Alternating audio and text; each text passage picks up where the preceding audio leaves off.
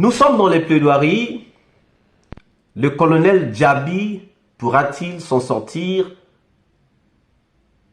C'est la question que nous nous proposons de traiter aujourd'hui. Suivez.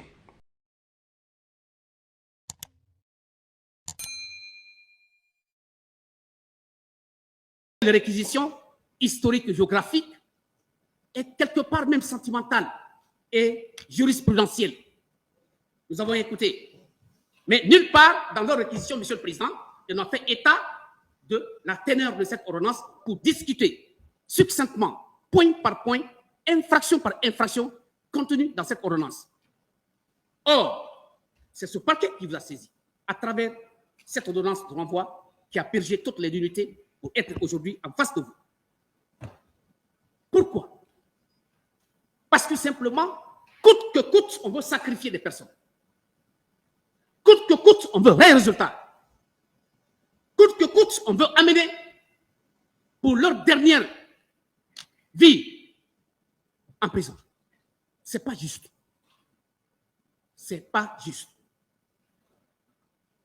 Et donc, vous qui êtes le tribunal, vous avez une tâche, Monsieur le Président. Certes, elle est difficile, mais elle n'est pas impossible. Parce que c'est vous qui allez trancher. Parce que nous sommes presque au 19e mois, si je m'abuse, 19e mois de procès. Ce dossier, vous le connaissez. Ce dossier, vous l'avez la maîtrise. Et tous les acteurs ici présents ont les idées à l'instant T sur ce dossier. Alors, Monsieur le Président, sur la base de cette ordonnance, il est reproché à mon client les faits de complicité de torture, les faits de complicité d'enlèvement de manifestants, les faits de complicité de séquestration des manifestants. Alors, je vais terminer par cette infraction. Mais pour revenir sur les infractions de coups et blessures volontaires, Monsieur le Président, je vais m'intéresser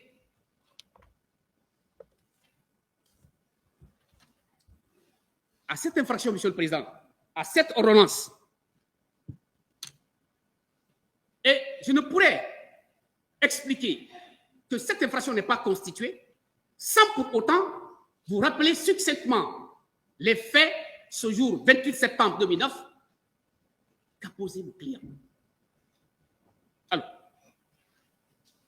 sur la base de ces faits,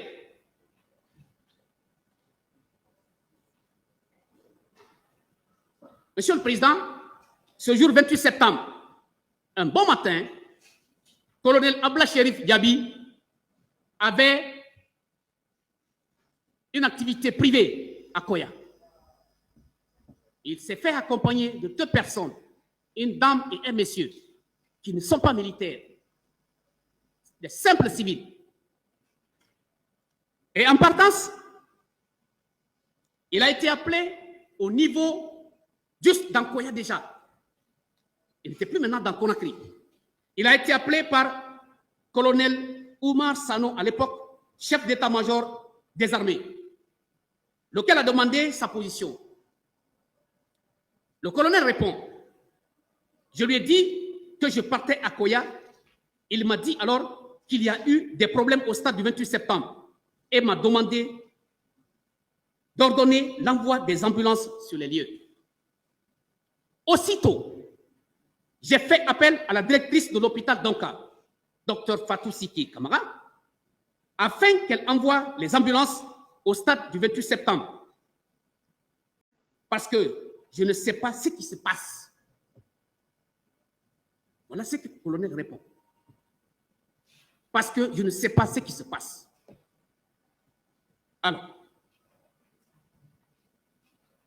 lorsqu'on a rebroussé chemin, j'ai déposé chacun d'eux à l'endroit où je les ai pris. Directement, je me suis rendu au camp Alpha Yaya, à l'époque, résidence du président, chef de l'État à l'époque, capitaine Moussa Dadis Kamara. Je vous précise qu'avant de rentrer au camp Alpha Yaya, la directrice de l'hôpital m'a rappelé en me demandant de venir à l'hôpital puisqu'il y a beaucoup de blessés. Pour une question de sécurité, j'ai préféré faire le déplacement en compagnie de 2 militaires. Pour aller m'enquérir de la réalité. Parce que ce jour-là, il était seul. En sa qualité de ministre, c'est lui-même qui conduisait sa voiture pour aller à Koya, en présence de ces 2 personnes. Et puisqu'il en est ainsi, il a été rappelé d'urgence. Il était question pour lui, pour sa propre sécurité, puisque c'est un ministre d'État, de se faire accompagner de 2 agents de sécurité. Ce qui est de plein droit. Alors, arrivé à Donka, plus précisément au service des urgences, j'ai trouvé en place certaines personnes, dont 1. Professeur Biro Diallo, professeur Namouri Keta, professeur Mohamed V Keita, professeur Karala Diakité, docteur Ilobasori Soari. À l'époque, ce dernier était médecin-chef des urgences. Docteur Sekou Kondé, ce dernier était directeur national des établissements hospitaliers, etc. Il s'est trouvé qu'il y avait déjà des produits pharmaceutiques en place envoyés par M. René Kodi, c'est un représentant de l'OMS en Guinée. La directrice de l'hôpital, donc Dr Fatou Siki Kamara, avait également réuni tous les produits pharmaceutiques qu'il faut en cas d'urgence.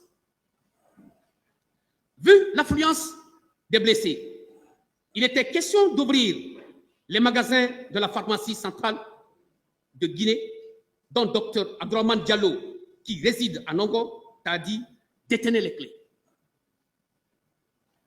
Alors, il fallait alors aller chercher ces clés en compagnie de Sekou Kondé, dans ma voiture, pilotée par moi-même. Nous nous sommes rendus chez le docteur Abdourahmane Diallo pour récupérer avec lui ses clés. Au retour de Nongo, t'as dit, j'ai préféré passer par le camp Alpha Yaya pour non seulement trouver un chauffeur pour mes compagnons, mais aussi pour avoir le temps de rendre compte au président des événements qui se sont déroulés. Lorsque j'ai pris contact avec le président d'Addis pour lui expliquer les faits, il m'a dit qu'il est déjà au courant de ce qui se passe. Il m'a instruit de prendre contact avec mes services techniques pour la prise en charge totale de tous les blessés.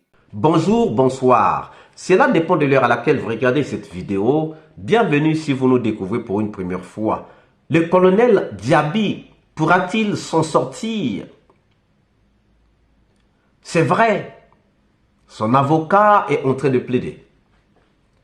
Son avocat a plaidé en sa faveur, en faveur de sa liberté, en faveur de sa libération. Mais pourra-t-il s'en sortir? Je n'ai rien contre le colonel Diaby. Je suis très reconnaissant envers le colonel Diaby pour avoir demandé aux journalistes de s'enfuir parce qu'on les recherchait. J'avais déjà fait une vidéo sur ça et j'ai dit, ça c'est à saluer. Mais le colonel Diaby va-t-il s'en sortir? Le colonel Diaby doit répondre à une question simple. Une question très simple. Le général Abba a dit, Valentin Abba, qui était de la police, a dit qu'on avait remis au colonel Diaby 54 corps. Mais le professeur Hassan dit qu'il avait reçu 3 véhicules avec au total 43 corps. 54 moins 43 égale 11. Où sont partis les autres corps? Où sont partis les 11 autres corps? On a remis à Dr Diaby 54 corps.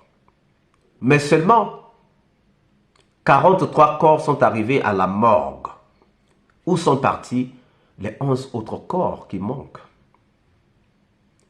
Si le docteur Diaby peut nous dire où sont partis ces 11 corps, moi je serai d'accord qu'on puisse le libérer. Je serai d'accord de plaider en sa faveur.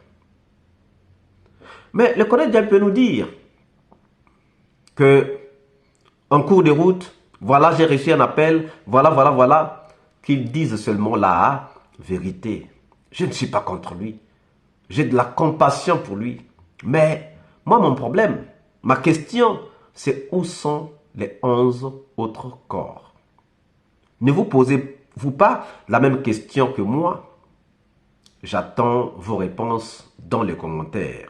Si cette vidéo vous a plu, ne manquez pas de laisser au pouce bleu, de commenter, de partager. Et si vous n'êtes pas encore abonné, c'est le moment de vous abonner. Surtout de ne pas manquer d'activer la cloche de notification afin d'être averti à temps réel de toutes nos prochaines publications. Quant à moi, je vous dis à très bientôt pour une nouvelle capsule. Ciao.